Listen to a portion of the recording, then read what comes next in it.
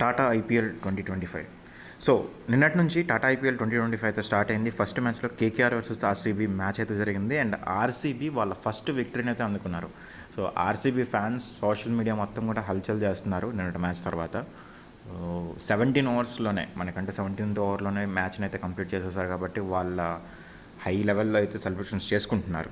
So మనకి నిన్నటి మ్యాచ్లో ఏంటైతే రికార్డులు అయితే ఉన్నాయో ఆ రికార్డుల గురించి మనం ఇప్పుడు మాట్లాడుకుందాం. బేసిక్గా ఏంటంటే నిన్న ఫస్ట్ మనం చూసుకున్నట్లయితే Ajinkya Rahane Kolkata night riders captain కదా.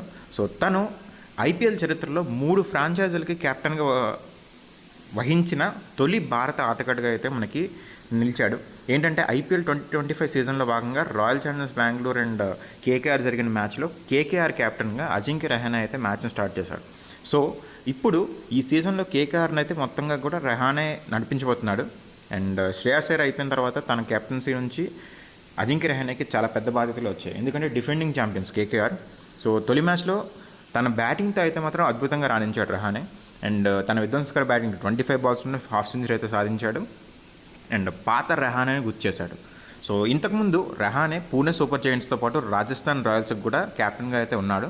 అండ్ రాజస్థాన్ రాయల్స్ తరఫున 24 మ్యాచెస్ కెప్టెన్సీ చేస్తే రైజింగ్ పూణే జైంట్స్కి స్టీవ్ స్మిత్ ఆప్షన్స్లో ఒక మ్యాచ్కి అయితే జట్టునైతే నడిపించాడు. సో తాజాగా మ్యాచ్లో కేకేఆర్కి కూడా మనకి క్యాప్టెన్సీ చేయడం వల్ల 3 డిఫరెంట్ ఫ్రాంచైజెస్కి క్యాప్టెన్గా ఉన్న ఫస్ట్ ఇండియన్ ప్లేయర్గా అయితే రహానే నిలిచాడు.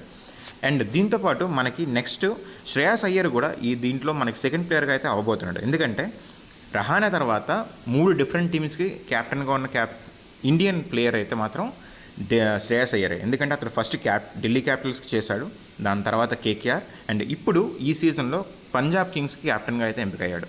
సో 2018 నుంచి 20 వరకు ఢిల్లీకి అయితే 22లో కేకేఆర్కి వెళ్ళాడు. సో టూ సీజన్స్ పాటు కేకేఆర్కి క్యాప్టెన్గా ఉన్నాడు, 2 సీజన్స్ పాటు ఢిల్లీకి క్యాప్టెన్గా ఉన్నాడు అండ్ ఇప్పుడు పంజాబ్ కింగ్స్కి. అండ్ వీళ్ళతో పాటు మనం చెప్పుకోవాల్సింది ఏంటంటే ఓవరాల్గా మనం చూసుకున్నట్లయితే అజింక్య రహానే కన్నా ముందు Kumara Sangakkara, Mahela Jayawardene and Steve Smith ముగ్గురు కూడా ఐపీఎల్లో 3 ఫ్రాంచైజీలకి క్యాప్టెన్స్ అయితే చేశారు. సో కుమార సంగక్కర చూసుకున్నట్లయితే పంజాబ్ కింగ్స్కి 13 matches, Deccan Chargers 25 matches and Sunrisers హైదరాబాద్కి 9 మ్యాచెస్కి అయితే చేశాడు. అండ్ మహేల జయవర్ధనే పంజాబ్ కింగ్స్కి 1 మ్యాచ్, కొచ్చి టస్కర్స్ కేరళ 13 మ్యాచెస్కి అండ్ ఢిల్లీ క్యాపిటల్స్ 16 మ్యాచెస్ అయితే చేశాడు. దీంతోపాటు స్టీవ్ స్మిత్కి వచ్చేసరికి పూణే వారియర్స్కి 1 మ్యాచ్, రైజింగ్ పూణే సూపర్ జైంట్స్కి 15 మ్యాచెస్ అండ్ రాజస్థాన్ రాయల్స్లో 27 మ్యాచెస్కి అయితే కెప్టెన్సీగా చేశాడు. అండ్ 4th ప్లేయర్గా ఇప్పుడు అజింక్య రహానే అయితే ఓవరాల్గా ఉన్నాడు.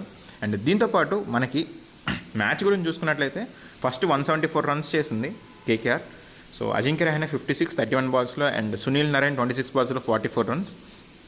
అండ్ వీళ్ళతో పాటు మనకి రఘువంశీ కూడా 22 30 రన్స్లో 30 రన్స్ 22 బాల్స్లో. అండ్ కృణాల్ పాండ్యా 3 వికెట్స్ తీశాడు and Josh Hazlewood 2 wickets. So ఇదంతా మనకి అయిపోయింది. దీని తర్వాత మనకి ఆర్సీబీ కూడా బ్యాటింగ్ చేసి దీన్ని అయితే చేసేసింది. చేజ్ మాస్టర్ కోహ్లీ ఓపెనర్గా వచ్చి మనకి విపరీతంగా అయితే చూపించాడు తన చేజింగ్ని.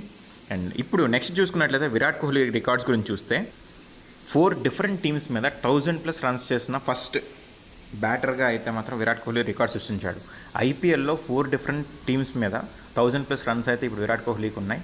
సో అది చూసుకున్నట్లయితే మనం ఢిల్లీ, సిఎస్కే, పంజాబ్ అండ్ ఇప్పుడు కేకేఆర్, సో మొత్తంగా 4 టీమ్స్ మీద కోహ్లీ అయితే 1000+ రన్స్ సాధించాడు. అండ్ ఓవరాల్గా చూసుకున్నట్లయితే కూడా కోహ్లీ పెర్ఫార్మెన్స్ పరంగా మనం ఏం చెప్పలేం. సో మళ్ళీ ఈ ఫామ్ని అయితే కోహ్లీ కొనసాగించాలని చెప్పి అయితే కోరుకుందాం. సో అది ఫ్రెండ్స్ నిన్నటి మ్యాచ్లో విశేషాలు. అండ్ ఈరోజు మనం ఎస్ఆర్హెచ్ మ్యాచ్ అయితే ఉంది.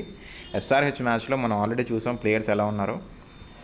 సో ఈరోజు మ్యాచ్లో ఎంత స్కోర్ చేస్తారు ఎస్ఆర్హెచ్ అని మీరు అనుకుంటున్నారో కమెంట్ అయితే చేయండి.